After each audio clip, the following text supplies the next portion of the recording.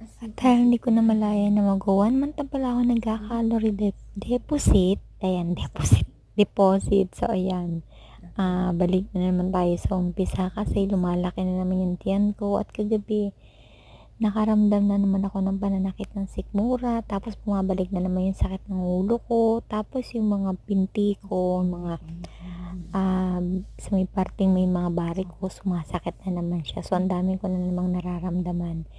Dahil nga, wala na naman akong control sa pagkain ko simula mga 1 month na dahil may pinagdadaanan sa usaping pampamilya. So, ayan.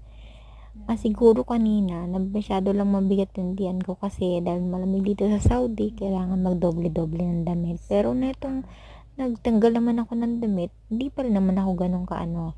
Ayan nga, kita nyo kasi masakit talaga yung parting paa ko na yan. Hopefully makabalik tayo. So, kailangan So, pagka-calorie deficit, yun lang.